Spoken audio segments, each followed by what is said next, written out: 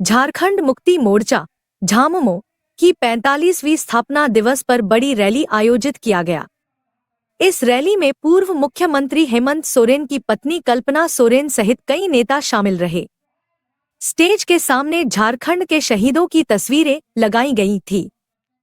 कल्पना सोरेन के आगमन के साथ ही सभी मौजूद लोग नारा लगाकर उनका अभिवादन करने लगे। उन्होंने हाथ हिलाकर कार्यकर्ताओं और पंडाल में मौजूद लोगों का अभिवादन स्वीकार किया। लोकसभा चुनाव की घोषणा होने के बाद झामुमो पहली बार इस बड़ी रैली का आयोजन किया गया। यह रैली हजारीबाग में झामुमो के 45वें स्थापना दिवस समारोह के अवसर पर आयोजित की गई, जिसके लिए मटवारी गांधी मैदान में भव्य पंडाल बनाया गया था। इस दौरान जमकर हेमंत सोरेन जिंदाबाद, कल्पना सोरेन के नारे लगे। कार्यकर्ता लगातार जेल का फाटक टूटेगा, हेमंत सोरेन छूटेगा के नारे लगा रहे थे। मौके पर कल्पना सोरेन संबोधित करते हुए जमकर केंद्र की भाजपा सरकार पर बरसी। मुक्ति मोर्चा का मूल्य उद्देश्य झारखंड के जन जन को उनके हक का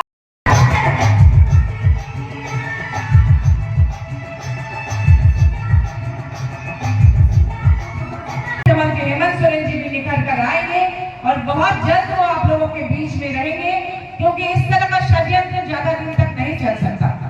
आपने देखा होगा कि किस तरह से दिल्ली में आपके मुख्यमंत्री अरविंद केजरीवाल जी को भी उन्होंने जनता से दूर कर दिया है, क्योंकि चुनाव नजदीक है। अभी सुप्रीम कोर्ट ने उनके एक मंत्री संजय सिंह जी को अभी बेल पे रिहा किया है, क्योंकि उन्होंने पाया कि ईडी के पास ऐसा कोई तथ्य नहीं था उन्हें जेल में रखने का। और चूंकि हमारे माननीय हेमंत सोरेन जी के खिलाफ भी ऐसा कोई भी तथ्य नहीं है, तो निश्चित रूप से वो बहुत जल्द हमारे सामने होंगे और लोकसभा और विधानसभा चुनाव में आपके बीच जाएंगे।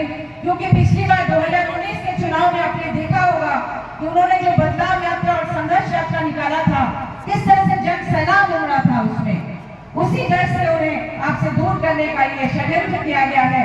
कुछ दिन पहले दिल्ली के रामलीला मैदान में माननीय कल्पना सोरेन जी ने जिस तरह से पूरे इंडिया गठबंधन के सामने, पूरे देश के सामने दिल्ली में उन्होंने दहाड़ा था, उसकी गूंज पूरे देश में सुनाई दी और सभी ने उनके उस दहाड़ को सराहा। आज वो हमारे बीच आई है आप लोगों से मुखातिब होने के लिए। आप लोग ने सुनिए और जिस तरह से उन्होंने मोर्चा संभाला है, हमें पूरा विश्वास है कि आप लोगों को उनका नेतृत्व निश्चित रूप से बहुत पसंद आएगा और वो आपकी बहुत ही लोकप्रिय नेत्री के रूप में बहुत जल्द सामने आएंगी। बहुत बहुत धन्यवाद। जवाहर कुमार सोरेन जी जिंदाबाद।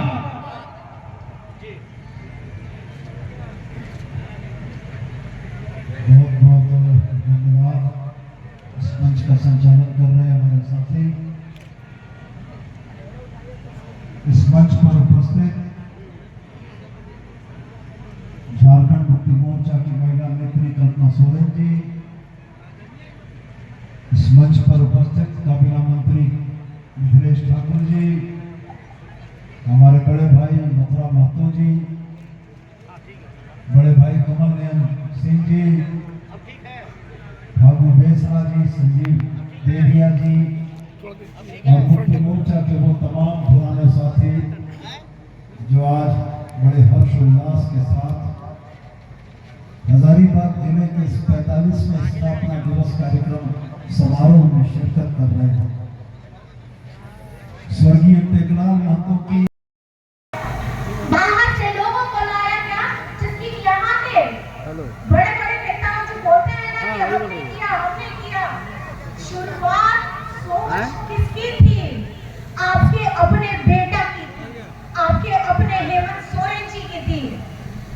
और झारखंड वो राज्य है जहां से आप लोगों को पता होगा कि ऑक्सीजन की सप्लाई भी करने वाला कोरोना के समय में सबसे पहला झारखंड ही था, जो अपने राज्य को भी मरीजों में जो हमारे स्वास्थ्य लोगों को संबंधित कठिनाइयां हो रही थी, ऑक्सीजन टैंक की कठिनाइयां हो रही थी, अपने राज्यों को भी उपलब्ध कराया, दूसरे राज्यों में भी भेजा। ये वो हेमंत सोरेन है, ये वो बेटा है जिसने यहाँ के एक वर्ग के लिए उस समय काम किया जब सरकार बनते ही 2 साल तक यहाँ आपको पूछने वाला कोई नहीं था। सब अपने घर में अपने परिवारों के साथ सुरक्षित रहते थे। अपने घर में अपने परिवार के साथ इसलिए सुरक्षित रहते थे कि मुझे कुछ ना हो जाए। लेकिन ये मास्क पहन के, क्योंकि कोरम पूरा करना था, डेकोरम पूरा करना था। अगर मुख्यमंत्री उस समय वो मास्क नहीं पहनेगा तो बाकी कोई भी नहीं पहनेगा। सब उनको देखते थे, उनको करते थे कि वो किस तरीके से जा रहे हैं। बाकी कोई भी, अगर मेरा ये कहना है कि एक इंसान जिसको अपनी जान की परवाह नहीं, इसलिए परवाह नहीं क्योंकि उसका खुद का अपना राज्य, भूखे न सोए, अपनों से बिछड़ने का तकलीफ न सहे, ऐसा इनको बिल्कुल बर्दाश्त नहीं था। क्योंकि खून इनका डीएनए आदिवासी वाला है। और खुशनसीब है हम, क्योंकि इनके पिताजी विश्वगुरु शिबू सोरेन जी हैं, जिन्होंने नंगे पांव बिना किसी संसाधन के साथ उस समय में महाजनों के खिलाफ अपना मोर्चा खोला था, जब उनके आगे पीछे चलने वाला कोई नहीं था। बहुत छोटी सी उम्र थी, 15-16 साल की उम्र रही होगी, जब उनके पिताजी को शरीर से एकदम काट करके रख दिया गया, क्योंकि वो अपनी आवाज को बुलंद करते थे। ये झारखंड ऐसा राज्य हो गया है कि हमें हर वक्त, हर जगह सिर्फ संघर्ष करना पड़ता है। और केंद्र सरकार आज भी हमारे साथ वही कर रही है। झारखंड 2019 में जब गठबंधन की सरकार बनी, यही केंद्र सरकार ने हमारे साथ हमारे झारखंड को एकदम सौतेला बेटा जैसा फेंक के रख दिया। जहां भाजपा शासित राज्य है, वहां सारी योजनाएं सेंट्रल से सब जाती थी। यहाँ पर में खास करके झारखंड में पूर्व की सरकार जब गई तो यहाँ का धन ठन गोपाल हो गया। सारे पैसे खत्म हो गए। कहाँ डाला, कौन सी योजना डाली कि अभी तक विकास नहीं किया था इन्होंने। बात करते हैं कि हमने 5 साल पूरा किया, हमने 5 साल का कार्यकाल पूरा किया।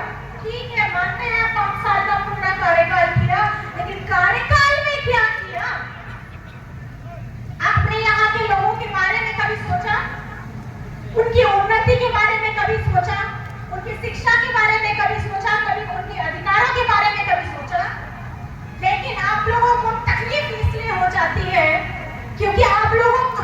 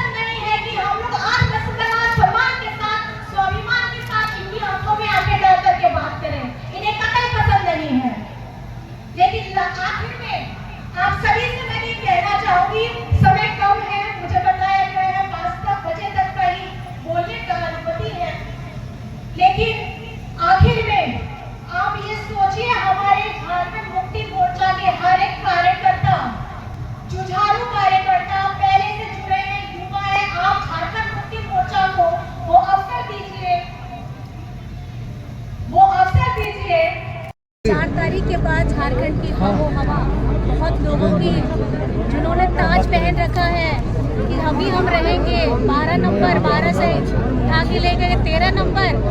टॉपर को एग्जाम में करने में ज़्यादा तकलीफ होता है, लूजर हमेशा आगे बढ़ता है।